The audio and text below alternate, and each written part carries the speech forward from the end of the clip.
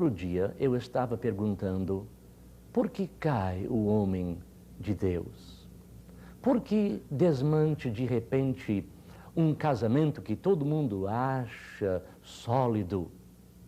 Por que sai de uma igreja um diácono que durante alguns anos servia a Deus de maneira fiel, um homem prestativo, um homem submisso, e de repente sai para nunca mais voltar? Este homem foi capturado pelo diabo, ele caiu numa cilada. E como é que esse grande nome, de repente, é manchado de tal maneira que não tem mais crédito? Eu estava perguntando isto ao Senhor outro dia, e Ele me dirigiu a uma referência bíblica. Eu abri a minha Bíblia em Isaías capítulo 12, aliás, capítulo 14, versículo 12. E eu li o seguinte: como caíste do céu, ó estrela da manhã, filho da alva, como foste lançado por terra, tu que debilitavas as nações. E depois eu continuei. Tu dizias no teu coração, eu subirei ao céu, acima das estrelas de Deus exaltarei o meu trono. E no monte da congregação me assentarei nas extremidades do norte. Subirei eu acima das mais altas nuvens e serei semelhante ao Altíssimo. Meu amigo, eu estou falando sobre o pecado espiritual, sobre uma doença fatal para o corpo, para a alma e para o espírito, que nada menos é do que orgulho. É orgulho que derruba um casamento, que desaponta o diácono que tem pretensões na igreja. É aquele espírito que entrou num dos três arcanjos chamado Lúcifer. Ele disse, eu serei igual ao Altíssimo. Então, esta mania, este orgulho, destrói as entranhas do espírito de uma pessoa, tornando-a inútil para a obra de Deus e uma pessoa caída à beira da estrada da vida. Porque para o homem egoísta, o fim sempre justifica os meios. Ele faz qualquer negócio para alcançar o seu alvo. E o problema é que este alvo é chamado espiritual. Estou fazendo isto para Jesus. Estou trabalhando para Deus, então todo mundo tem que me acompanhar na mesma altura. Todo mundo tem que me servir. É o meu ministério. Você vai ouvir esta frase muito na conversa, é o meu ministério. Deus me chamou para ser o líder, para ser aquele diácono, para ser aquele evangelista, aquele pastor. Então, esta pessoa começa a usar pessoas. Pessoas se tornam objetos para o orgulhoso. Para aquela pessoa, sucesso é um ídolo. É o tudo na vida. Pois bem, esta pessoa não aceita reconhecer os seus defeitos.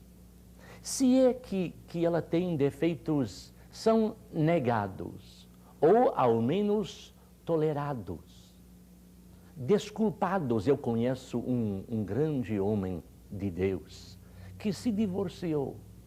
Ele disse para mim um dia, Roberto, eu sou importante para Deus, veja o que eu estou fazendo. E esta mulher não estava me acompanhando à altura, não estava apoiando o meu ministério. Então, eu achei por bem, para conquistar aquele alvo, desfazer este casamento. E esses homens sempre se casam com mulheres mais jovens e mais bonitas, por sinal não é verdade. Mas ele justificou o que a Bíblia não permite, por causa do seu ministério. Ele se achou tão importante que podia negar as regras espirituais. Ele se colocou acima da moral. Ele se colocou acima da orientação bíblica. Por quê? porque entrou no seu espírito uma doença fatal que se chama orgulho. A Bíblia diz que Deus resiste aos soberbos e dá graça aos humildes.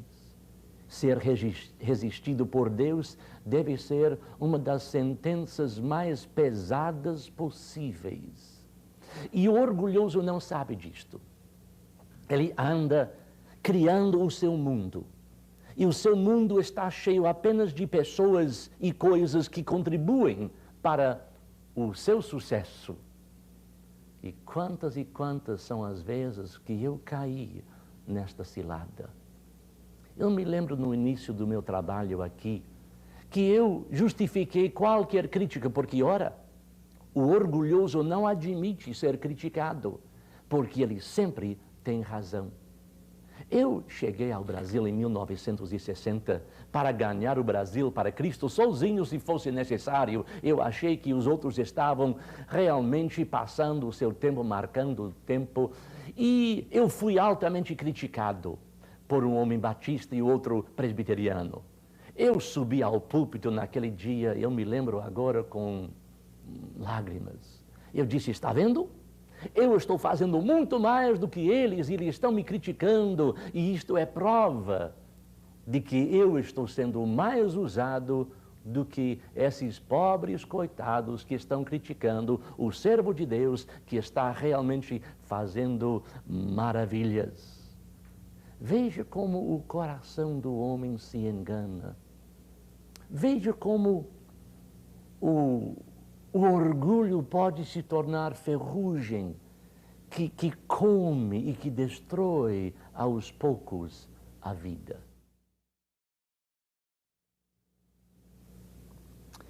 Deixe-me falar um pouquinho sobre a rivalidade ministerial.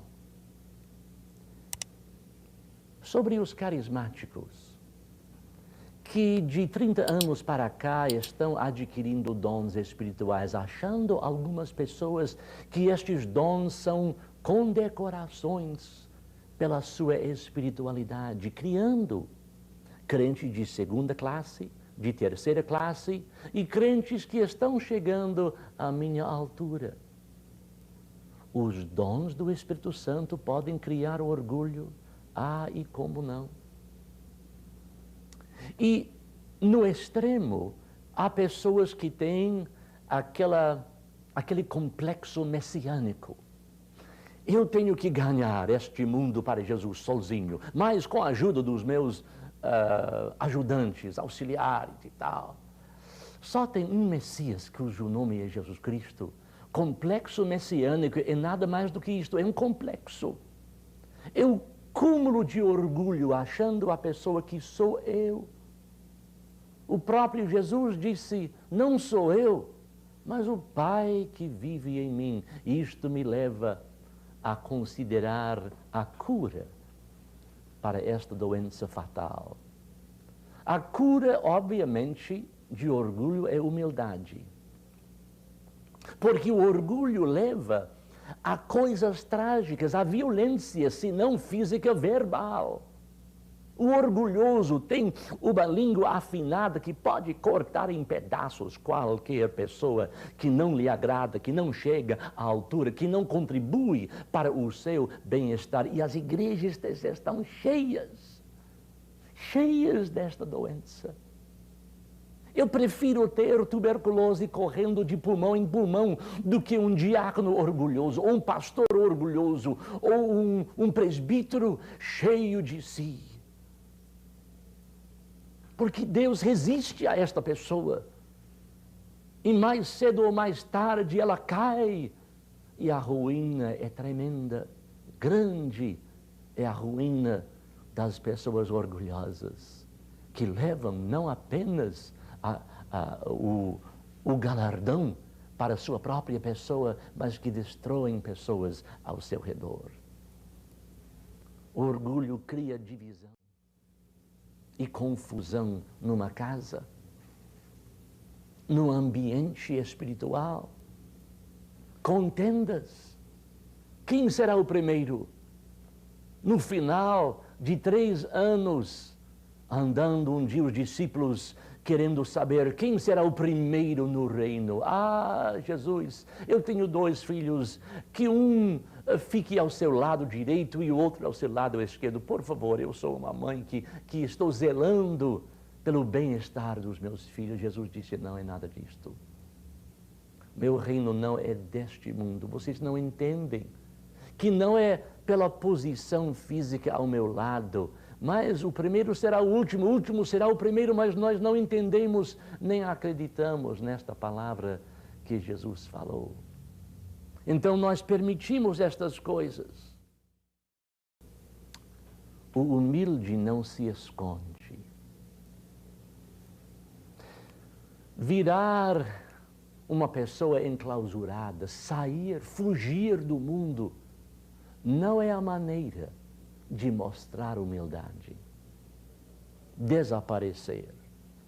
É verdade que João Batista disse, eu tenho que desaparecer e ele tem que crescer. Isto é verdade, mas eu estou falando fisicamente. Eu não vou fugir do lugar onde Jesus me colocou. Eu não vou deixar de fazer as coisas que Ele me inspira para fazer, mas eu vou atribuir a Ele toda a honra e toda a glória, porque a Ele merece. Porque quando eu apareço de maneira certa, quando o Roberto McAllister, que as pessoas reconhecem, reflete a imagem de Jesus. Quando, através de uma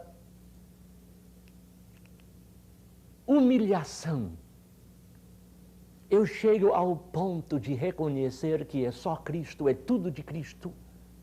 Quando esta doença, que chama-se o orgulho, é submetida a um processo de humilhação, então Cristo pode ser visto.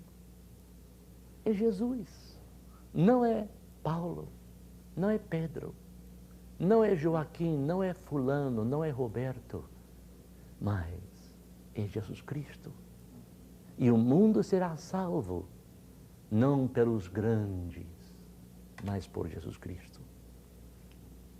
O mundo não será salvo pelos grandes evangelistas, a não ser através do Cristo ungindo e operando e atuando por intermédio destas pessoas. Eu abri a minha Bíblia em 2 Coríntios, capítulo 12, onde o apóstolo Paulo, o homem que sabia do problema, disse: e para não me ensoberbece com a grandeza das revelações. Ora, ele não negou a grandeza das revelações, mas ele estava bem ciente do problema. Porque quem recebe revelações é sujeito a um orgulho incrível. E eu estou vendo aqui no Brasil pessoas agraciadas, pessoas abençoadas que se tornam autoridades espirituais e todo mundo tem que se curvar diante da sua iluminação espiritual, diante da sua revelação. Paulo disse, não é assim. Ele continuou, e para que não me ensoberbece com a grandeza das revelações, foi-me posto um espinho na carne, mensageiro de Satanás, para me esbofetear, a fim de que não me exalte. Deixe-me fazer uma pausa aqui um instante. Esta exaltação é coisa que se faz para si mesmo, ou as outras pessoas estão criando um mito, um ídolo, colocando no pedestal o seu pastor, o seu líder, o seu evangelista, o seu diácono, a sua diaconisa, aquela pessoa que realmente colocou a sua mão na cabeça e o meu filho foi curado, então é Deus no céu e o bispo Roberto na terra. Paulo disse, ora, para me ajudar, eu agora reconheço que foi-me posto um espinho espinho na carne, mensageiro de Satanás, que me chateava a vida. A definição deste espinho, deste mensageiro, é para outra hora. Mas o apóstolo Paulo disse, ora, no próximo versículo, por causa disto, 3 vezes pedi ao Senhor que o afastasse de mim. Ora, ninguém quer sofrer, muito menos o apóstolo Paulo. Ele se achava mais limitado por causa deste espinho na carne, mas por causa das revelações, para evitar o orgulho, para evitar esta posição de grandeza, para não me exalte, foi-me posto este espinho. Ele chegou a entender a razão. 3 vezes disse, Deus, Pai, me liberte desta coisa. E Deus disse, não. Por quê? Por que não? Mas eu estou fazendo viagens missionárias, eu estou curando. Veja, naquela ilha eu curei todo mundo, em teu nome, claro, mas então alivie, por favor, me liberta deste mensageiro de Satanás. E Deus disse não. Então, versículo 9, então ele me disse, o Senhor me disse, a minha graça te basta, porque o poder se aperfeiçoa na fraqueza. Ah, meu Deus, será que é verdade? De boa vontade, pois, mais me gloriarei nas fraquezas, para que sobre mim repouse o poder de Cristo. Volte a câmera para cá, versículo 9. É uma coisa tão gloriosa e tão difícil de entender, parece que o apóstolo Paulo enlouqueceu de vez. Porque ele disse, agora eu vou me acomodar. Agora eu sei a razão deste espinho na carne. E eu pedi que Deus tirasse de mim, quantas? 3 vezes. E Deus disse, não, meu filho, a minha graça te basta, é suficiente. Portanto, ele disse, ora, eu me gloriarei nas fraquezas. Mas o orgulhoso não é fraco. Eu conheço um pastor tão orgulhoso que quando doente não quer que ninguém saiba. Ninguém pode saber que ele tem dor nas costas, ou dor de cabeça, ou problema de hérnia. Então ele ocultou até o último momento. E quando teve que ser operado de hérnia, ele achou-se no mais profundo dos abismos, porque o que o povo vai pensar de mim? Eu estou curando enfermos e eu doente? O homem não entendeu que somos feitos de carne, que nada temos para apresentar senão os dons de Deus, senão a pessoa, a presença de Deus, mas somos sujeitos a estes espinhos mensageiros de Satanás que vêm atormentar e atribular e bagunçar a nossa vida. Então o apóstolo Paulo terminou este discurso muito estranho, dizendo em versículo 10, pelo que sinto prazer. Ah, Paulo, paciência. Não, ele disse, eu sinto prazer nas fraquezas, nas injúrias, nas necessidades, nas perseguições. Foi longe demais, porque eu não... Ora, eu digo a verdade, custa para chegar a este ponto. Custa anos de sofrimento, anos de bate-papo com o Papai do Céu. Deus, por que eu? Por que? Deus disse, por que não? Tu és maior do que o teu próximo? Bem, eu pensei que eu era, afinal de contas, eu sou um apóstolo. E Paulo disse, finalmente, ora, eu tenho prazer nas fraquezas, nas injúrias, nas necessidades, nas perseguições, nas angústias. O homem é louco? Não. O homem é humilde. Até de perseguição, ele teve prazer. Nós chegamos a este ponto. Ele não disse, eu tenho orgulho, porque isto é prova da minha superioridade, da minha espiritualidade, está vendo? Não, ele disse, ora, a razão deste prazer. Eu sofri estas coisas, disse ele no final do versículo, por amor de Cristo. Porque quando sou fraco, então é que sou forte. Quando sou fraco, então é que sou forte.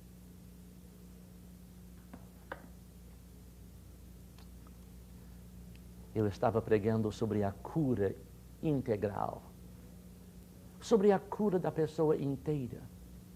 E esta cura começa no espírito. Quem deseja ter saúde completa, afasta-se do orgulho. Porque orgulho mata, orgulho cria obstáculos e tem efeitos laterais tremendos. Cria violência, confusão e acaba com a obra de Deus. Porque não é mais obra de Deus, é obra de fulano, é obra do grande homem, é obra do evangelista, é obra do pastor, é obra do diácono. Ah, meu caro irmão, meu caro colega, tenha a bondade de examinar-se. Se eu tivesse sabido desta verdade, eu sabia, mas eu tinha que trabalhar e sofrer para chegar a este momento de saber a razão deste versículo que eu citei no início. Como caíste? Agora não é difícil entender a caída, porque a pessoa ficou cheia de si, convencida, orgulhosa. Jesus não é nada disto e Deus não permite. Se você quiser saúde emocional e mental, você tem que se humilhar perante o Senhor. Se você quiser saúde mental e viver uma vida espiritual, você tem que se afastar deste espírito de um soberbo. O que eu sou pela graça de Deus. O que eu faço pela graça de Deus. Quem sou eu? Eu sou Roberto, um servo do Senhor, que nada é e nada será, senão pela bondade do Senhor. Sejamos humildes e teremos uma vida abundante. Até a próxima vez. Que Deus o abençoe rica e abundantemente.